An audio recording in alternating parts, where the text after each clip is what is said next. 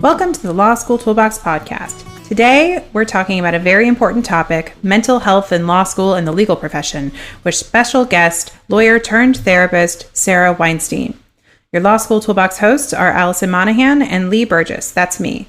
We're here to demystify the law school and early legal career experience so you'll be the best law student and lawyer you can be.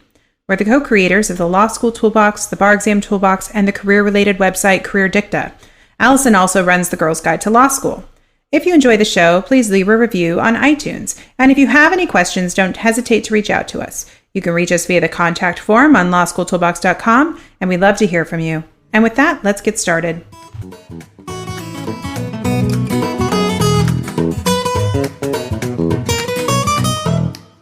Welcome back. Today we are talking about a very serious and important topic, mental health in the legal profession. And I'm sure, like many of our listeners, you've been saddened to read articles recently that tell stories of depression, alcoholism, and even suicide in law schools and in our legal profession. Because of this, we have reached out to attorney turned executive consultant and licensed psychotherapist, Sarah Weinstein, to talk about this issue. So Sarah, thank you for joining us on the podcast to talk about this somewhat heavy issue, but we're hoping that we can, get some actionable items out of it too. But thank you for joining us. Yes, thank you so much for having me. And to get us kicked off, would you share a little bit about yourself, your legal career, and what led you to the work you are doing today? Sure. So I am an executive consultant and a licensed psychotherapist. I have a private practice in Rockridge in Oakland where I see primarily law students, lawyers, and physicians. And I'm also the external director of the Law School Wellness Project at Stanford Law. Before I went back to graduate school for psychology, I practiced law for over 10 years. I clerked on the Ninth Circuit after law school, and then I started my career at Morrison & Foerster in their New York and San Francisco offices doing litigation and some technology transactions. And then I ended my legal career before going back to graduate school at Mayer Brown and the Supreme Court and appellate practice in Palo Alto. In terms of what led to what is a fairly major career shift, I often say I was born to do this work. My mother is a psychologist. And over our dinner table, most of our conversations were spent talking about her work and her clients. And when I was working at my firms, there was kind of a running joke that there would always be kind of a short line outside my door of colleagues, lawyers looking for advice or just to download the hazards of their afternoon.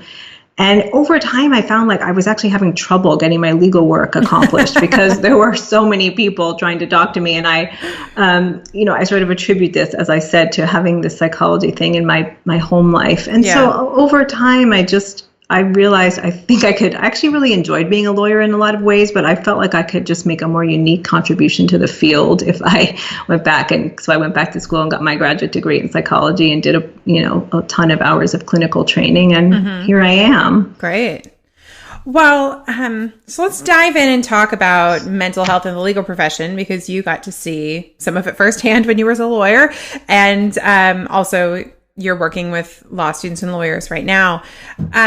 Study after study seems to show that lawyers have increasingly high rates of depression and substance abuse. And for some sobering statistics that I Googled in preparation for this podcast, the Dave Nee Foundation reports that for law students, depression among law students is 8 to 9% prior to matriculation.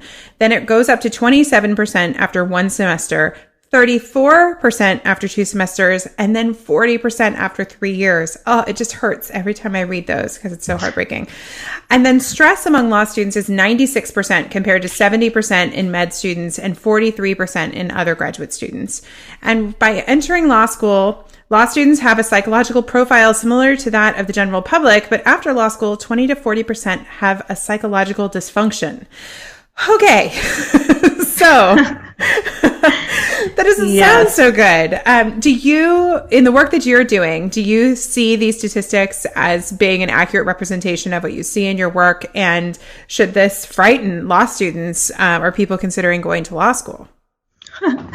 Well, yeah, I mean, those are certainly sobering statistics, and I can't, of course, speak to their accuracy, but just anecdotally from my personal life, I'm connected to a lot of lawyers, and of course, in my private practice. I mean, yes, when we think of the law and law students and law school, there's a lot of anxiety and depression, and that's what people are coming into me for.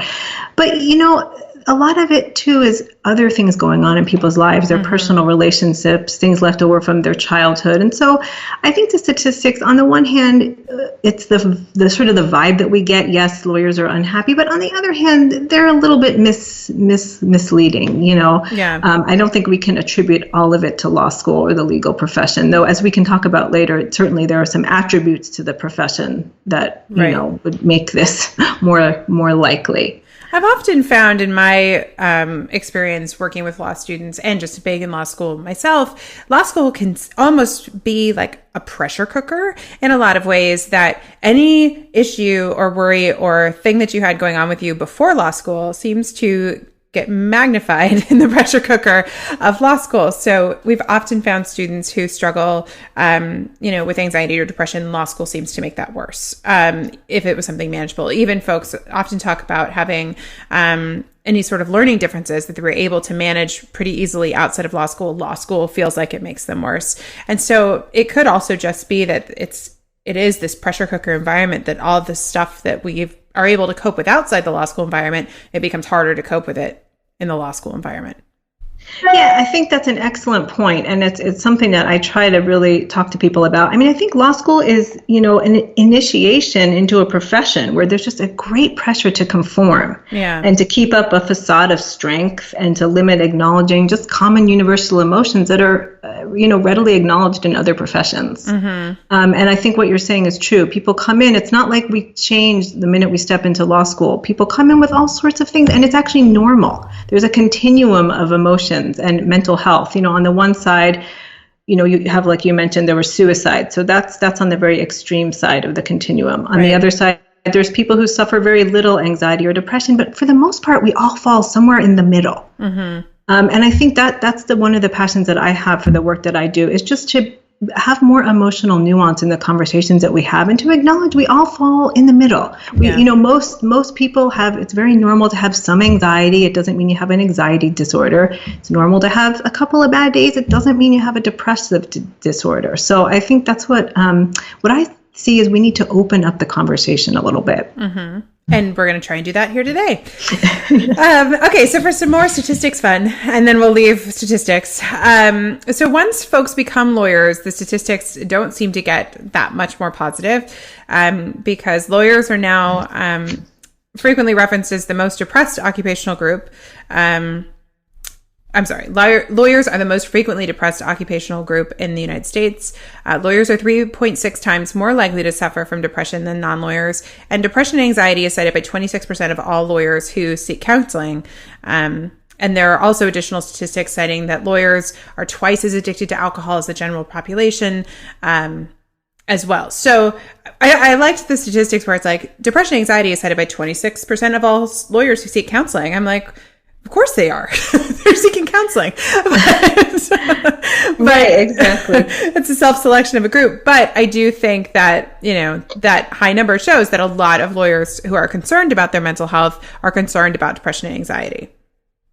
Yes. And, as I was starting to say before, the legal profession there's so much uncertainty in it. I think it's that uncertainty. There's obviously an adversarial nature when we're thinking about the medical profession versus the legal profession. I work with lawyers and physicians, and there's just such a great difference even in the way that they come into my office. Doctors are much more open to being cared for. Lawyers come in, wanting to have results. Lawyers will oftentimes, after one or two sessions, want why am I not completely fixed? And I feel like, as I was saying before, there's just such a pressure to show no vulnerability, to manage huge amounts of uncertainty, intellectual complexity, the volume of work. And lawyers are supposed to keep up a facade that everything's okay all the time. And this is particularly true in big firms. And so I think this contributes a great deal to certainly the anxiety and also the depression that people are feeling. Yeah. I think it is interesting when I was in law school, I used to study at the UCSF Medical Center Library, or I guess it's a medical school library, because it was close to where I lived. And at that time, to truly date myself, they did not have Wi-Fi that we could unlock. But that was great because during finals, then you couldn't get distracted because you just had to study. But it was fascinating to watch the residents and the medical students in the library, because the law students, we were very tuned up, and there were a group of us that used to study there, and some of the med students would ask us what we were doing, and we'd talk about being in law school. The med students would sleep in the library, which was very interesting. That is so interesting. And I remember asking them, sometimes they would sleep, some of the residents would sleep, and I remember asking them once, like, why are you sleeping? And they're like, well, because we have a break. I was like, wow, maybe, we oftentimes hear about doctors having like a hard time with self-care, but I'm like, you guys maybe have something figured out, because no one was sleeping in the law library in the middle of the day. I don't know. Yeah. No, I think you're right. And I think law schools are catching up now, but medical schools for many more years have been concerned about self-care in a way that law schools really have not. Yeah.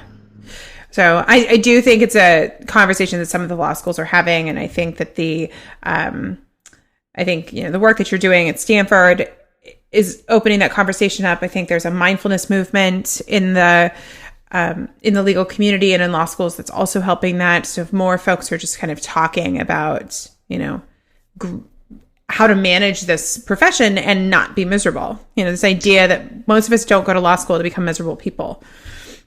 No, certainly not. And just opening the conversation. One of the things we're doing at the Stanford project is we're putting syllabi up on the website there are a number of classes being taught around the country now at law schools. One's called The Happy Lawyer.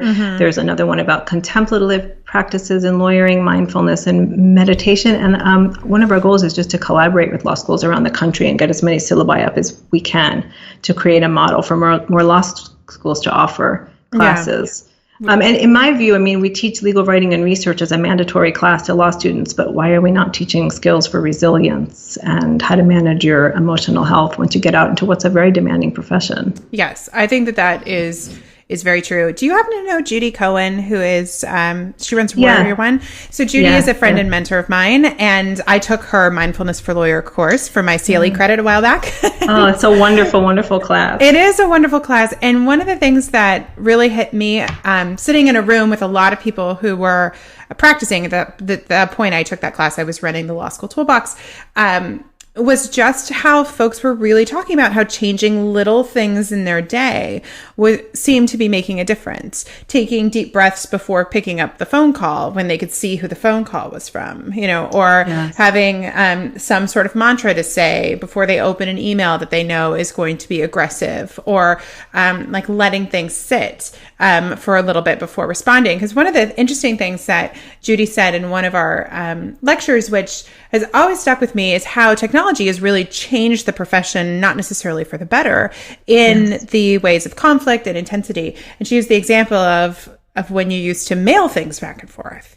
And that, if opposing counsel or somebody wrote you a nasty letter, it would come through the mail, it'd go to your secretary would open it, it would be delivered to your desk, you would sit down, decide you were going to go through your mail, you'd open it, you'd read it, you'd get angry, you'd fold it, you'd lay it down, and then you would, come back, you would draft a response, or you dictate it, then it would get put on letterhead, you often would read it again before you signed it, and there were all of these kind of points in the profession that your reactions were able to get tempered, that cooler minds were able to prevail, and that, hostility was kind of able to kind of just calm a little bit because you couldn't move that fast. You couldn't respond that fast. But now that's really different, because now you're responding to people on your smartphones, and your emails are coming in at all times of night. So do you think this fundamental change in the profession based on technology is one of the things that's making it harder for people to cope?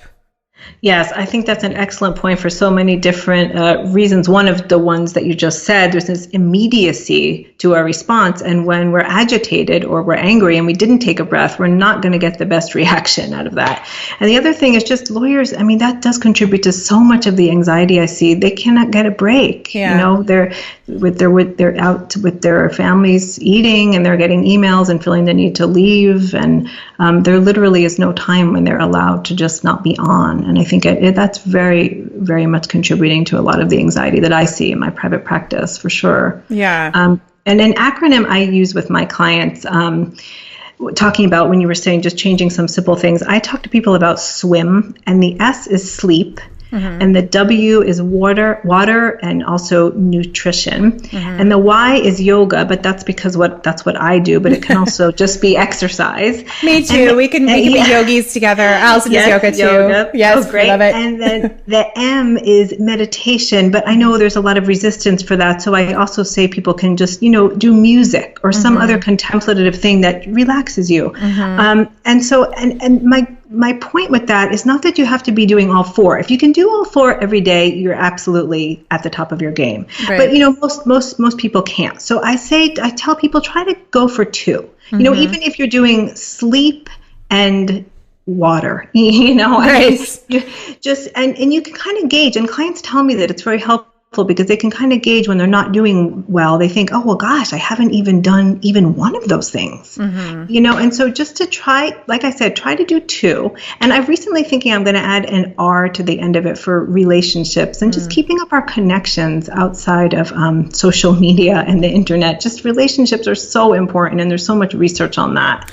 I think that's true. And I've noticed in the nutrition healthcare world, I've seen a lot more discussion about relationships and community. I remember recently reading Rob Wolf, who's well known in the paleo community. He had an interesting book that came out called Wired to Eat. I don't know if you'd have heard of that. Yeah, I've heard of it. I've not read it. Yeah, it's quite interesting in your quote unquote free time. But one of the things he talks about a lot in there is adding, he calls it community, but adding that in as a kind of a pillar of health, and that he hadn't really written about that in his previous work. And I think more and more people are realizing that without time, to have relationships and community, that you really suffer. And I mean, social media makes our lives just look, I'm a mom, and you're on social media and you're like, nobody else's kid was screaming at them at bedtime last night. And then you realize like everybody's kid was screaming at them, or maybe not everybody, but a good chunk of parents were having kids scream at them. But that's not, we all posted, happy Halloween pictures of our kids smiling and grinning. So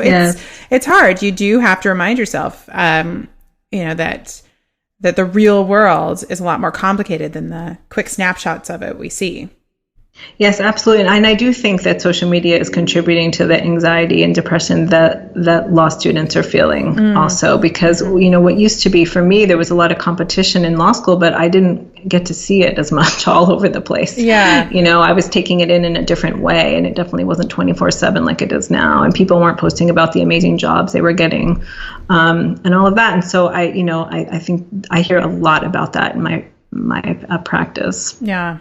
That's a very interesting point. I remember reading an article maybe last year or something that they said that like shutting off social media like increased happiness or something like that. Like it was very, I can't remember, but it was literally like if you shut off Facebook, it increases your happiness, and the more hours of Facebook that you consume, the lower your rates of happiness, something along those lines. Yes, I have to admit, I don't have Facebook, but and another thing I think it's important to mention, I'm glad we're talking about this, is that people, when they have anxiety, one of the ways that it manifests is they use the internet more. And so I think you sort of alluded to this before, but I feel another issue right now is people are having a hard time focusing and studying, with the bar results taking these dramatic downturns. And of course the causation is much more complicated, but people, anxiety and depression, people are often there's this compulsion to check email and just, and some of it, is actually addictive behavior. Right. But I think it's kind of an under-discussed issue that's going on now, probably in other graduate schools as well. I think that's a really good point. A yoga teacher, going back to yoga, we can just could keep circling back and sounding Sure. as like Bay Area granola as we can be. But my yoga teacher and I were talking about cell phone use, and she recommended an app that tracks your phone use. And she was like, run it for a while and see how many hours a day you think you're on your phone.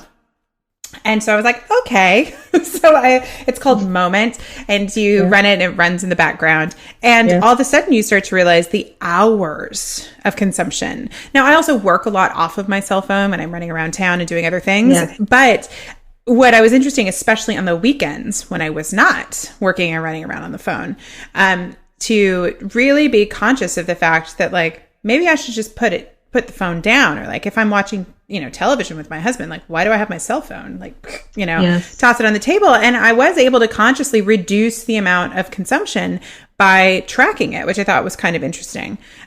We talk with law students about even tracking their study time, not to become like cuckoo crazy like you are when you're a private lawyer and you have to track every 6 minutes, but to try and really ask themselves, like, how long are you really sitting and studying versus being interrupted? Because I know for me, the internet can just be a downward spiral, into wasting time. And with the current news cycle and political stuff that's going on that is emotionally charged for all of us, I mean, all I need to do is click on the New York Times and I'm like done for an hour. It's so true. And I recommend to my clients who are having problems focusing an app called Freedom. Okay. And I don't know if you've heard of it, but it's quite wonderful. If you put it on your phone and you can, or your computer actually, and you can block whatever sites you enter into the app that you want to block, you can block those and for a particular amount of time. Ooh. So you can block something for like 3 hours if you're setting a goal for yourself for studying. There's certain sites you could block, 24 hours and just have it running all the time. So you can never go on that site. Like if you don't want to go on Facebook, you can block that for a certain amount of time. But I find that clients really, once they use it, it's quite helpful. I think that's a really interesting app, and I'm going to have to check that out, because one of the things I used to do was just turn off my Wi-Fi. To do like what we call deep work. But now so much of our work is online based that it becomes very hard to turn off your Wi-Fi, because then I can't like communicate with team members or, send things that I need to send. Yes. So that's really interesting. I'm going to have to check that out. I could see a lot of law students really enjoying that, because, I'm a big proponent of, study input in, make it get the most out of that study time. Like, I don't like to waste time. And so if you're at the library and if you're like sitting in the cold, my library is always really cold. Like you're in the cold library and you're doing all this stuff, like get in and get it done so you can go live the rest of your life. Yes. Rather than have it extend and be unproductive for 12 hours, just study a lot for like 2 hours. Exactly. That's always my goal. I feel like I'm so much more productive at this point in my life than I was back then. I always wish I could like give some of my productivity tools to that person. It was like a 1L. Yes, well, I think I read a statistic somewhere that mothers with young children are like the most productive people at work, because they just need to get the work done. So they can go like do their next thing, and then they are masters at multitasking, because you're tracking things in your brain and you're doing other things. So yes, I think that's true. Well, I love some of these suggestions on kind of almost like simplifying a little bit the law school experience, and then some of this can carry over into practice, because when you're practicing, the ability to focus and get your work done is key, I would assume, to kind of reducing anxiety, because one of the things that folks I know remember when I was practicing get anxious about is the billable hour and being able to get all of your work done and deadlines and things like that. Yes, and another way anxiety manifests, unfortunately, is procrastination and lack of focus. So then it's like a snowball effect, because you're anxious, so you procrastinate, and then you're more anxious because your project is going to be due sooner and you got less of it accomplished. Right. So, absolutely. What I always recommend for people is just to get a sense before you start your job and before you start law school too, or during law school, of how do you deal with anxiety, or how does anxiety manifest for you? Because it's not if you're going to have anxiety, you are going to. And that's kind of what I'm trying to get people to talk about. These are very normal emotions So it's not if you're going to have it, it's how are you going to deal with it. When you get anxious about something, just have some tools in place. And we all deal with anxiety differently. There's no sort of one way that it can manifest. So, right. And, and the other thing that, going back to your swim, or maybe someday swimmer. Yes, I think I can change it right now on your podcast. Oh, look at that. It's like it's going to swimmer. It's going to swimmer. But I liked with your meditation music, it doesn't match with the M, but we talk a lot about just breathing. Because especially in an exam scenario, whether we're talking about law school exams or the bar exam, I think students often forget to breathe. And when I started really diving into some research around breath, and of course I have, had mentors and teachers who've talked about the importance of mindfulness practice and things like that. I learned about the military using breathing exercises to calm nerves. Yes. The snipers use tactical breathing exercises in order to be able to physically calm their bodies. And it was amazing to me because you don't necessarily think of the military doing anything woohoo. Maybe that's a bad stereotype, but that's not the first thing that comes to mind. Yes, but the idea that even the military understands that the breath is that powerful, that they encourage folks in combat situations to be able to use breathing exercises to calm the nervous system. To me, that was like the tipping point of, hey, everybody needs to be paying attention to your breath. If you're in the bar exam and you're having a moment, looking up and starting to do breathing exercises that you've practiced during your study period can make a huge difference. Yes, and I think the breathing is incorporated in the meditation of the M, but what I found, and other people have found this too, is that for whatever reason, the law student and lawyer population, there's a lot of skepticism about mindfulness and meditation. So I just call it breathing exercises, whatever works for people, whatever they can take in and that makes sense to them. I always say it doesn't really matter what works for you in terms of mental health. You just have to find something. So, meditation is everyone's talking about it now, but it doesn't work for everyone. Right. It doesn't work emotionally. Makes some people uncomfortable. So just call it whatever you want, but just learn to, like I said, get some tools in place that work for you, and you're going to be way better off when the stress hits. I think that's so true. So what is it about the nature of law school and the legal profession that's leading to kind of down this road of anxiety and depression, and unfortunately in extreme situations, even things like suicide?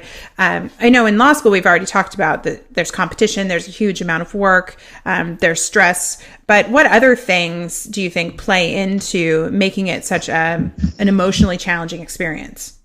Yeah, what I've seen a lot in my private practice recently is about jobs. And, the law school experience with jobs is really different than other professions. It's very front loaded, like up front. If you don't get that first job and I think law schools are doing it now in like July is OCI after the first year, and people are feeling it. In some of the career centers are contributing it too, where they're saying, oh, you didn't get a job out of OCI. Well, that's kind of it. And there just are not other professions where it's so all or nothing like that with jobs, and it's so front loaded, and people are just sort of starting to try to get used to law school, and already they're fearful that they're never going to get a job. They're going to have to drop out of law school. I have students tell me this all the time. So that's definitely one thing that I notice. That's a really interesting point. And a lot of students, need some time in law school to really excel. I believe that law school can be a learned skill for a lot of folks, and you may not hit your stride that first year. And, absolutely. And that may hurt your first, your summer associate prospects, I guess, if you wanted to say that. But it doesn't mean that you're not going to still get a position and have a very successful legal career. Some of the happiest, most successful lawyers I know are outside of the big firm world and didn't participate in any of that at all. So right, absolutely. And I think that's the other thing, right? For people just to get an idea that think back to why you went to law school in the first place, because I think there's a big disconnect there. And a lot of people go into law school for one reason, they had a certain passion about, an area of injustice or some deeper issue. But when they got there, before they knew it, they found themselves with good grades, and then they went to OCI, and now they're at a big firm. And they, I think people really should sort of not be lured into it as much. Take your time. Just think about why did you go to law school, and what do you want to do with your legal practice? Yeah, I will be honest. I was exactly that person you're talking about. Did very well. Certainly not alone. And I know, but who did well in law school and kind of found myself at this big firm situation. Ironically, I had, prior to law school, been a consultant at Accenture in a large, stressful corporate environment and hated it.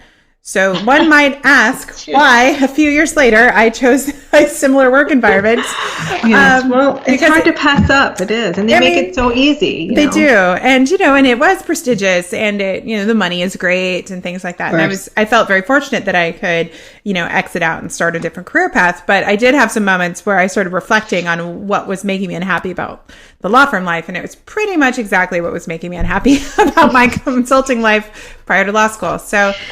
Yeah. Yes. And, I just want to say, just to be fair, I have a lot of lawyers who really enjoy their jobs and are coming to me for other reasons because I was a lawyer and they feel comfortable with me. But, I this doesn't get a lot of press, but some people are very energized by the law firm experience. That's true. They enjoy, and I actually really was someone who I loved the intellectual environment and my colleagues. Everyone was so intelligent and interesting.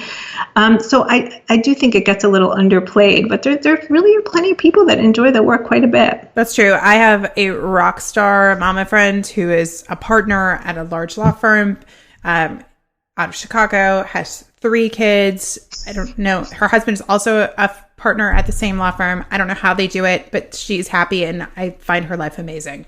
I totally respect, everything that she's done to build her business, everything that she's done to build a family. And I think you make a really good point. There are plenty of women who are women and men who are successful and happy in those positions. I think, one of the ways you stay happy is you have to be honest about some of the challenges that come with that work. So you can figure out how to cope with it. And, you don't get pushed to a point where you're too overworked, you're too stressed out, or you're too unhappy, that you can manage it. And some of that's luck, right? Some of it's like, who's your boss? Who's your partner? What practice area you're in? Because I remember when I was a first year associate, I worked on a trial team, and the partner was divorced and didn't have a life outside of the law firm. And so he just told all of us that we were expected to work on the weekends because he didn't have a life. So why should we? And I remember us all looking around going like, this is odd, right? This is kind of an odd conversation. Yes. Yeah. I hear a lot about conversations like that. Yeah. So a lot of it is, it's who's assigning you work, Are they sending it at Friday at 5:00? Wanting it by Monday morning. So some of it's luck, but you're right. Yes. There are plenty of happy lawyers in there. And I think part of it too is finding your tribe of support. I am a member of this kind of, I know Facebook I say a lot of bad things about, but one of the things that keeps me on Facebook is this amazing, it's a private group of lawyer moms. And there are now like 9,000 of us that are members of this Facebook group.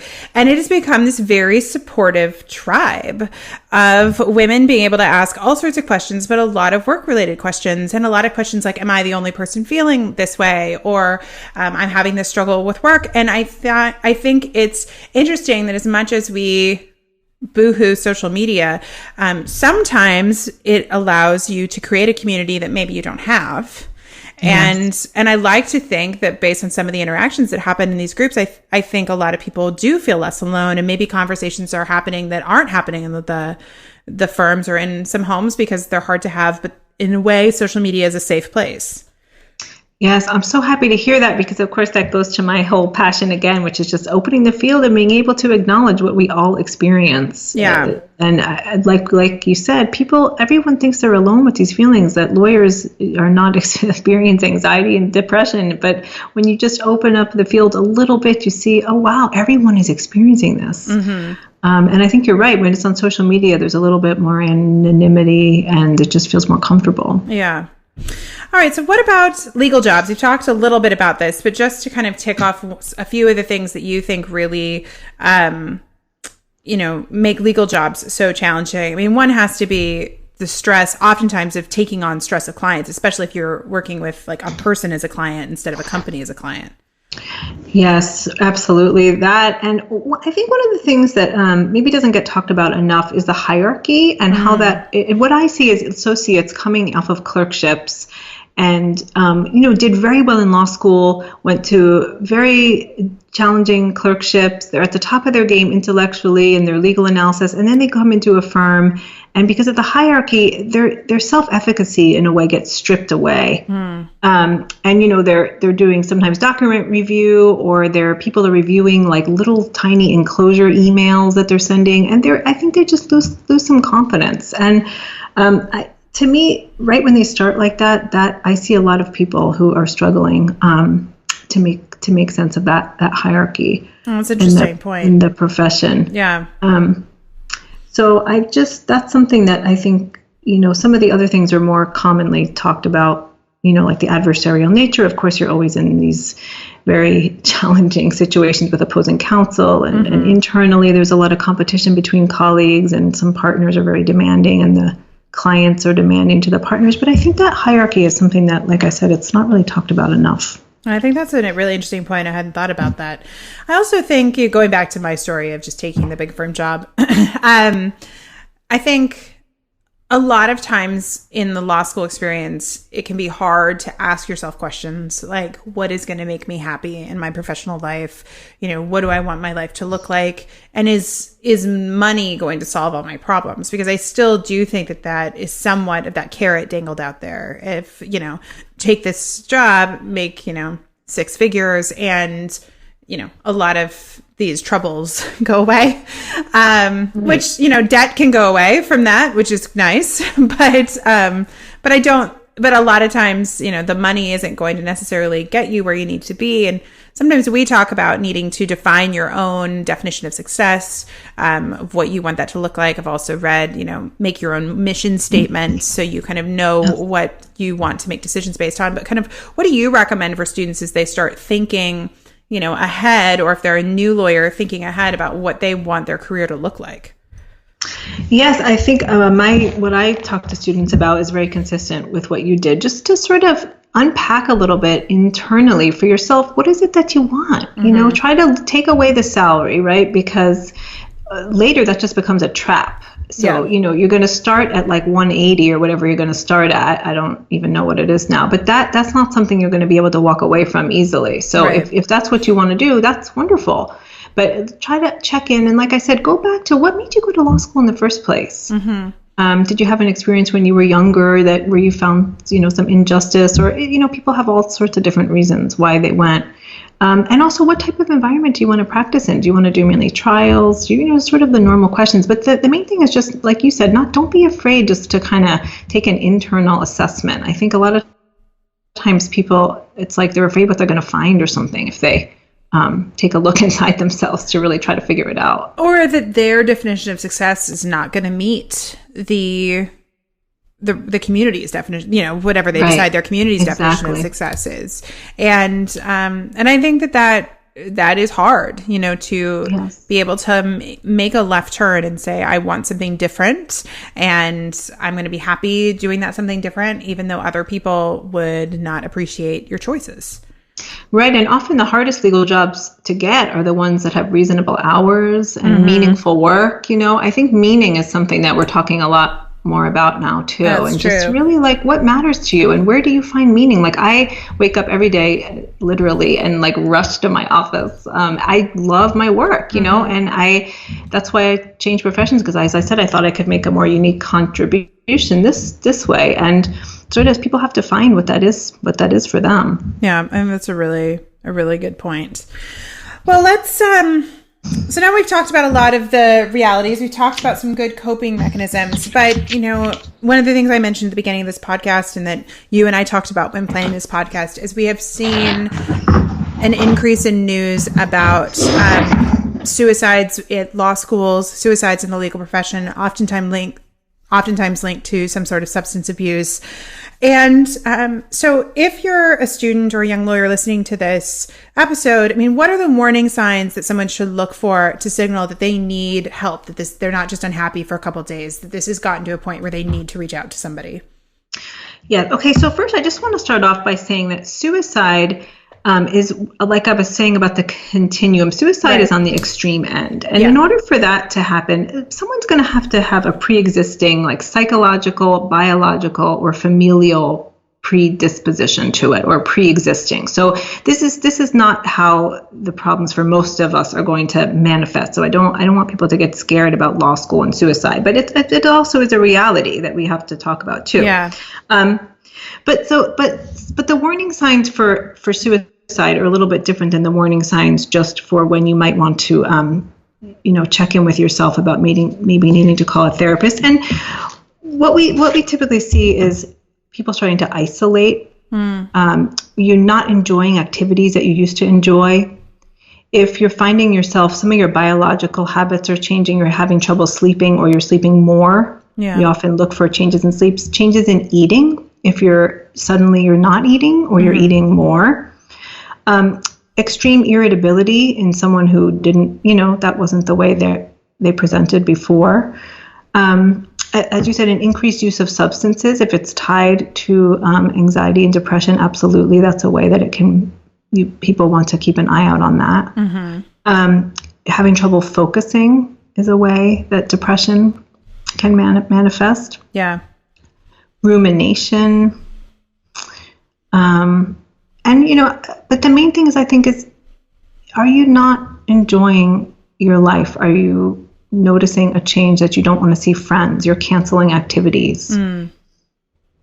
Yeah, goes back to that idea of isolating yourself. But that you're just not. It's not just that you're studying for finals and you're like unhappy because you're studying for finals. It's you're really unhappy. Exactly. Right. Yeah. And I think it's probably worth mentioning that many law schools and universities have health centers that offer free counseling to law students, which I know some law schools do that. And so, if you're worried about the cost of getting help, oftentimes you can use the resources at your university as a first line of defense to reach out to the schools. Yes, that would be the first step. And hopefully there's not stigma. There is stigma, we know that, but you need to get beyond that. If you're having a serious mental health issue, please do see someone either at your school or outside. Yeah. And I think, some folks, and I know I've been in this situation before, when a friend or somebody you care about is struggling, it can be very hard to help them move towards getting help. And so, if you're listening to this and you're thinking, oh, this sounds just like so-and-so, I wonder, other than like emailing them this podcast, what do you think folks can do to support others if they see people going down a path, that is not going anywhere good? Yeah, so obviously, just to say at the outset, if you have a friend that you're concerned about suicide, one of the things we do is we see, do they have a plan? Because sometimes suicidal ideation is one thing, but you want to see, do they have a plan? And obviously, if this is serious, you have to call 911. This is a very important. But if you're just concerned about someone and you think, oh, they're just not doing well, I would say stay connected to that person and maybe sometimes share your own feelings of vulnerability. And it's okay to point out what you're seeing in them. And but definitely stay connected and recommend that they seek help in a way that doesn't make them feel too exposed. It's fine. People see therapists for all sorts of different reasons. You don't have to be in a dire mental health situation to see a therapist. Right. And also, if it's something that you're concerned about and you don't know quite how to handle it, you can see a therapist to go find out what's the best way to manage a friend. And I've actually had that happen quite a bit in my practice. People will just come in because they want to handle it in a delicate way that's going to be helpful. So, and I'm always happy to talk with people about that just for one session. I think that a lot of people who have never met with a therapist or done any sort of therapy don't realize that therapy isn't just about talking about your problems. I think there can be a lot of really great guidance given by a quality therapist because they have an expertise. I mean, people come to lawyers because we have an expertise about something. They might know something about divorce, but they're not going to know as much about divorce as your divorce lawyer. I think conflict resolution, or when you're struggling with any sort of interpersonal dynamics, or even something you're saying about dealing with a friend who's in crisis, therapists are experts at this stuff. Like they can tell you like how to approach somebody or how to, work through conflict. It's not just about being depressed and anxious. I think there can be a lot of great work done by talking to people who are, making their whole career about helping people, walk through life in kind of a better way. Yeah, well, of course I agree with you. Well, of course you do, but my view is that therapy is, something everyone should do. And I actually feel strongly about this in our current time where it's hard even to get anyone to look at you in the eye or listen because they're on their phone the whole time. So I feel like therapy is kind of going to make a big resurgence because really, what I tell people is sometimes it just takes two minds to think one person's difficult thoughts or to get just to sit with someone, even just to not even have me listen, which I do, but even just to sit with yourself in a quiet environment for 15 minutes and just talk and get some, unpack some of the things going on. I mean, that is just invaluable for people. And I think, I have plenty of clients who don't have serious mental health issues. They just need a space to just sort of figure out what's going on with them in their marriage or with their parents or in school or work. And it really is invaluable. And I that's one of the reasons I'd like to destigmatize it also. Absolutely. I mean, one of the most powerful things a therapist ever said to me is after I'd been going through a hard time and I just met this person, told them about this hard time. And then she said, wow, that was really a trauma. And I felt so justified, and she's like, I don't think that there's anything that's wrong, but this was really traumatic. Let's talk about how we like move past this. And I was like, just having somebody validate about why I've been, why this thing was hard was so powerful. Something so simple became so powerful. And I think that really showed a different side of therapy for me, of just this acknowledgement that what you're going through is normal, that sometimes being unhappy or going through challenging times is very, very normal. But in the same way that you go to a personal trainer, if you want to, spruce up your workout, or you see a nutritionist if you want to clean up your food, I think, a good therapist can help you, dust off the cobwebs and create some plans to move through whatever the sticky situation is you're in right now. Yes, and there's a lot of luxury in it too, because when you're talking to a friend, a therapist is very different than a friend in numerous ways, but one of the ways is that there's not an expectation of reciprocity, right? So you don't have to ask me about my life. In fact, if you do, I'm not going to tell you. So it's nice because it gets you, it's just for you, right? It's just a space where whatever is going on, you can talk about it. And that's it. And the focus is on you. It's not on my phone. It's not on, it's really, I think people really don't understand the value of it until they come. So I appreciate this conversation. Yay, therapist. Well, we've talked a little bit about it, but I just want to pull together some, ideas about how we start making this better, because I know this is something you're very passionate about with the work that you do. We at the Law School Toolbox are very passionate about making the law school and bar exam experiences easier to manage. And we talk a lot about dealing with stress and anxiety. We've already discussed that, encouraging the schools to offer courses and classwork around things like mindfulness, happiness, managing kind of your life as a lawyer. You've got your podcast and the project you're doing at Stanford. What do you think we need to do to really start to shift change in the legal profession?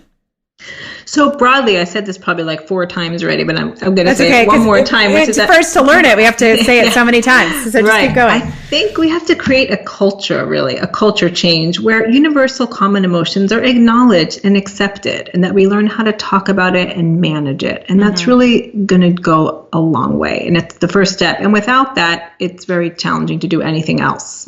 So that really has to be where the legal profession has to be committed to that. And it's going to have to start in law school, because that's, unfortunately, a lot of law students are being exposed to these concepts earlier, even in elementary school, they're having mindfulness. And so I think going forward, students are going to be more, versed in it than the professors are. And so that's going to be helpful. Yeah. And the other thing I think is very important is law students and lawyers need role models, and modeling is a huge tool. And so that's one of the things we do on our podcast, the Wellness Cast, is we start by asking our guests to share a hard emotional moment that they've had, and just to get people to see that it's actually fine. It's fine to have had a hard emotional moment. And so modeling is really one of the best ways to teach. It's true for kids too. You know, kids definitely follow what you do, not what you say. Of course, yeah. So it's really the same thing in law schools. And I think to the extent that professors can be open, about some of the anxieties that they've had in their career and, how they managed it. And let's just kind of begin to talk about it from, if people up in higher positions begin to talk about it and model, I just think that's going to go a long way too. Yeah, it's not a sign of weakness. It's just part of the human experience. Exactly. It's often really, quite frankly, a sign of strength. The people I know who are the strongest are the ones that are able to talk about their vulnerability and anxiety. So yeah. Well, I think it's great. We'll link to the list that you have on the website with the Stanford Wellness Project about the different classes that are offered. I think that's fantastic. Right. I'll also link to my friend Judy Cohen's work, who does mindfulness training for lawyers, because if you don't happen to be in a physical location where some of these classes are offered, she does those virtually, and I think she does an amazing job. I think checking out your Wellness Cast and encouraging your schools to start to have conversations about this. I think law students have a lot of power. They're the ones who are in charge of clubs that bring in speakers. Wouldn't it be great? Yes. Hint, if most Bay Area law schools had people like you come in and talk over pizza, which seems to be what they feed everybody at law schools. But, to talk about some of this stuff, so people are talking about it earlier on. I think the students actually are able to bring these issues to light, especially if they're concerned about things that they're seeing in their law school community. It doesn't have to just come from the administration. It can come from the students. Absolutely. I mean, I think, like I was saying, students are the ones that can drive this more now because they're being exposed to these concepts much more than the professors were, I think. And there's more acceptance now. I feel like people in their 20s are more accepting of a whole range of emotions. I'm always actually very impressed with the student population that I see. They're much more willing to be open about some of this than I had seen in the past. Mm-hmm. Well, I think people are talking about it more and more, which is good. Yes. And the one benefit of the internet, because we've been trashing the internet as part of this podcast, but one benefit of the internet is I do think folks are able to see that they're not alone. You can read, you can read other people's stories. I think people are talking about more things online now, and I think that does have power. That is to be balanced with the black hole that can become the internet, where you start reading about things that do not serve you. So it's all a balance. Yes, I agree. Well, with that, we're out of time. Thank you so much, Sarah. I think this has been such an incredibly important episode. And if any of the listeners would like to learn more about Sarah, the work that she does, her website, which will be linked to in the show notes, is sarahweinsteintherapy.com. And her podcast, which we'll also link to, is called The Wellness Cast. If you enjoyed this episode of the Law School Toolbox podcast, please take a second to leave a review and rating on iTunes, because we'd really appreciate it. And be sure to subscribe so you don't miss anything. We typically release new episodes on Mondays. If you have any questions or comments, please don't hesitate to reach out to myself or Alison at Lee at lawschooltoolbox.com or Alison at lawschooltoolbox.com, or you can always contact us via our website contact form at lawschooltoolbox.com. Thanks for listening. Thanks for being thoughtful about this very challenging subject. Be in good mental health. Take some deep breaths. Be a swimmer, and we'll talk soon.